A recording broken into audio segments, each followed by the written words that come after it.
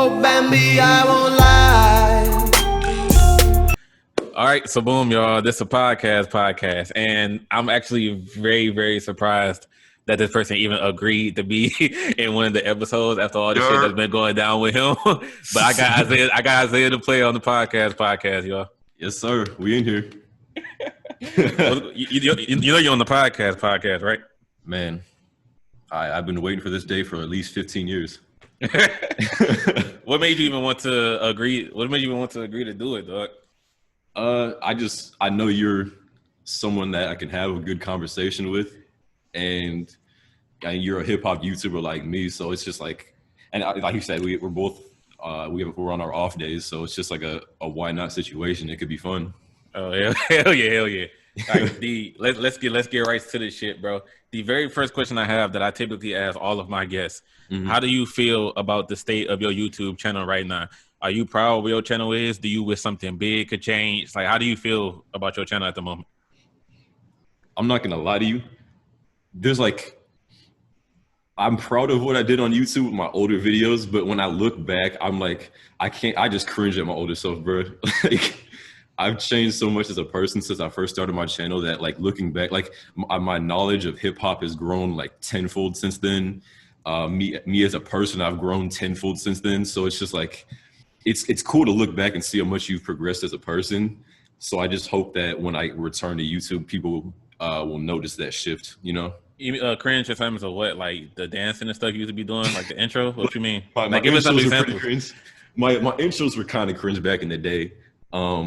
The Bambi one I actually liked, the sloth dancing and the what's that shit called that the backpack kid started? What's that? The floss. I used to like seeing you do that. That shit was funny. The only cringy intro you had, in my opinion, I was like, okay, like I think I had sent the video to you on Twitter. I'm like, bro, you have no right to call anybody lame after this shit. It was that 30 interesting facts about rappers video. Yeah, I know exactly what you're talking about.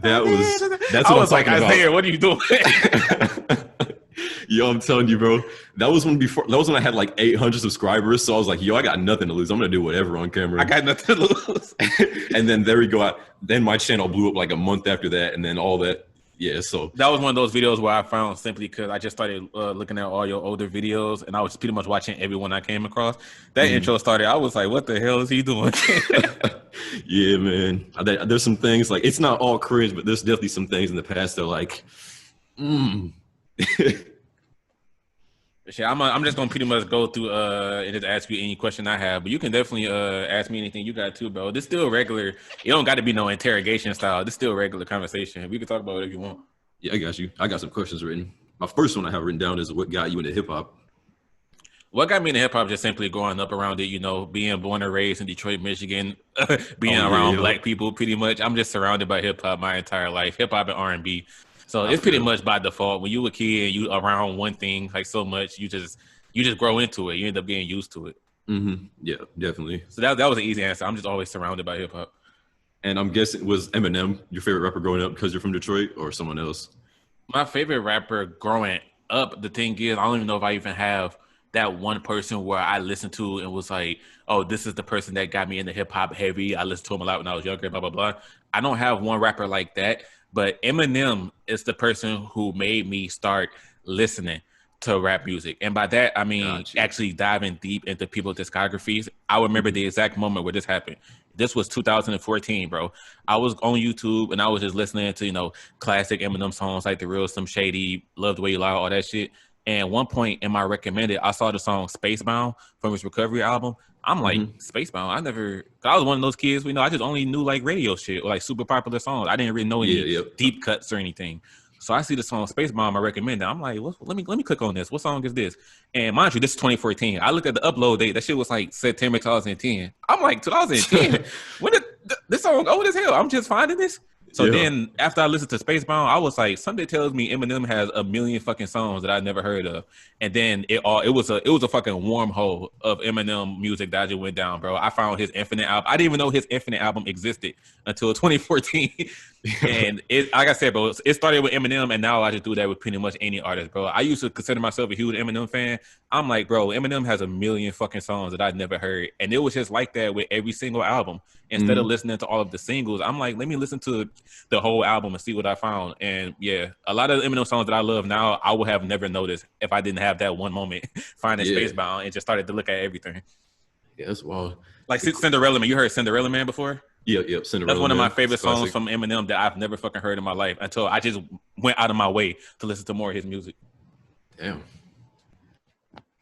Yeah, it's kind of crazy you say that because I started getting into hip hop the exact same way. Like even the same year, 2014 is when I became a diehard hip hop fan. So that's a crazy coincidence. Like what you were saying about Eminem is exactly what happened for me with J. Cole. Like when Forest Hills dropped and No Role Models was, like the biggest song in the world at that time. My brother was playing that for me when we were going to school one day. And I was like, dang, this is a good ass song. So I checked out the album. And that album just like literally changed my life, Like if it wasn't for that album and J. Cole, I probably wouldn't have a YouTube channel, Yeah, is that why he your favorite rapper? It was just that one album that made you go like, damn, this is incredible. Yeah. Because I listened to that album and I fell in love with that. I started listening to his older albums and I became just like, from then on, I was just a lifelong fan. And then that led me to Logic and Kendrick. And, beforehand, I always listened to like Drake and Eminem and Kanye as a kid because like you said, our generation grew up on rap because it's the popular genre. Right. But I was just a casual fan for the longest time. I just knew so many of their biggest songs, but I didn't know any low-key stuff. Yeah, exactly. I was the same way. That since you brought up J. Cole, you already know what I gotta ask, bro. What was your opinion on my 2 J. Cole videos? I'm not even gonna lie to you. I mean, disappointed is kind of a strong word, but I'll use the word disappointed. It's the only one I could think of. I was disappointed that you didn't have anything to say about the videos because whenever I posted it on Twitter with the link, you was liking each one. So I'm like, oh yeah, Isaiah's a huge J. Cole fan. He'll probably like the video. But then like you never hit me up about it. You didn't comment on the video or nothing. So I'm like, damn, did he even watch it? Like you were like the biggest person I wanted to watch that video, and like I don't know if you did or not. Yeah, I'm not gonna lie to you, man. I was planning. I liked the tweets because I was planning to watch it, but like you said, I don't want to dive too deep into it because we talked about Twitter, but like I've just my mental headspace. I've just been like staying away from YouTube and social media as much as I can, and just been trying to I've been doing a lot of reading and trying to grow more as a person. So it's definitely like today, honestly, when we're done with this podcast, I'll go and watch those videos because I'm feeling pretty good today, but. Yeah, I haven't listened. Which is amazing. I'm glad to hear that. I'm feeling pretty good today. I'm glad to hear that. That's good then, yeah. So I'll definitely, I can't say anything because I haven't watched them yet, but I will. There's the reason I brought it up because you said that Forest Hill Drive was like, oh, you know what? I'm gonna end up exposing something in the video. Let me not say let me not say it, dog. Next, bro, we gotta address the elephant in the room, the big elephant in the room. All right. What was your reaction to that final episode of the All The Kulture podcast that I had? The episode that was about you. What was your reaction to that? Yo, I'm not gonna lie. At the beginning, like you guys saw my comment. Like I said at the beginning, I thought you guys were bringing up good points about, like my naivety and just thinking like that's a word. I gotta start using it. I thought it was like naive in this naivety. That's a word. I don't know if it's a word, but yeah, I don't know. We're gonna go along with it. Yeah, we'll go along with it. But basically, yeah, I was like, I blew up on YouTube when I was 18, and I was basically a dumbass when I was 18. You know what I'm saying? I didn't know anything about life. I barely knew myself at the time. So it actually kind of hurt to hear. You said you barely knew yourself. Damn. Yeah, man. I'm telling, like, I don't want to get too personal, but I'm just gonna keep saying that I've made a lot of progress as a person and leave it at that. But yeah, I thought you guys brought up good points, but near the end, he was kind of hating, but I don't like everyone has haters, like Kendrick has haters, Jay-Z has haters. What happened if you don't have haters, it's normal to have haters. I'm not the exception to that. I'm not even gonna lie. What happened was, so I left like 15 minutes and then I came back, bro, and I rewatched the video. Literally that whole 15 minutes I was gone, they was just saying like different best rapper by whatever ideas. And they were just cracking up. I'm like, bro, you've been roasting this man the whole time I was gone. Goddamn. Right. I was like, dang, how long is this going to go on? I kept asking him. I'm like, bro, why do you dislike him so much? He didn't do shit to you. Yeah, I was like, but at the end of the day, it is what it is. Like, I don't take it too personally because I don't know who he is. We've never met. He doesn't know who I am as a person. I don't know who he is as a person, So I don't really take stuff like that too seriously. That was actually surprising to some people. Like, they saw your comment. They was like, oh, shit. I was like, actually didn't get offended by this. Yeah, because like it's so like because on YouTube it's like anytime, like the instant someone says anything remotely negative about you, it's, oh, it's beef. We got to go right now. Fuck you. You know what I'm saying? Like, it's just, I'm on a, like in life, like I try to keep, like I have morals, like the morals that I have in real life are what I try to bring onto YouTube. So I'm all about like spreading positivity. I'm not trying to sound like Logic, but that's like what I'm trying to do in my life. You know what I'm saying? So that's like, why would I not bring that onto my YouTube as well? Because that's a part of me. I felt bad. The reason I felt like so bad from laughing at it is because, bro, this story happened to me in 2008, and I always remember it to this day. My sixth grade English teacher was this woman named Miss Forjura, right? So we was in class one day, and it was me and this guy in class named Carlos. And out of nowhere, Carlos started cooking Miss Forjura, like calling her big bone, saying her head looked like a chili dog. It was a bunch of dumb shit that he was saying. But the thing is, I didn't say anything about Miss Forjura, but I was laughing the whole time. Like everything Carlos was saying, every joke he said was hitting. And I was that one person. Everybody was laughing, but I was like the main person just cackling loud as hell. Like, ah! So at one point, she was like, Carlos in the mirror, get out. I'm like, Carlos in the mirror, get out. I ain't saying nothing to you. And then she said something that stuck with me to this very day. And this is the reason why I feel bad for laughing. She said, even though you didn't say anything, you was laughing at every joke Carlos was saying. So that makes you just as guilty.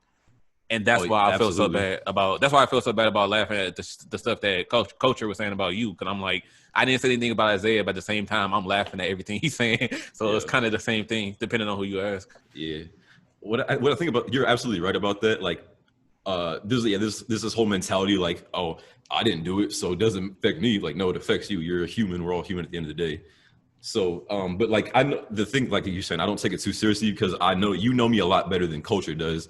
And I know, like, I'm not even gonna lie to you. I was laughing at some of the jokes. Like, I was laughing at some of the jokes at my own expense because, like, you know, I back in the day, I was doing that best rapper by letter. You know what I'm saying? I was getting way too specific. But I mean, bro, at one point, I'm sorry, but I fell out laughing when he was like, at this point, I'll have to spell your whole name out. And you probably still won't come up. That part fucking killed me. I'm sorry. Yo, YouTube, man. I mean, honestly, that's probably just because I took such a long break, but yeah.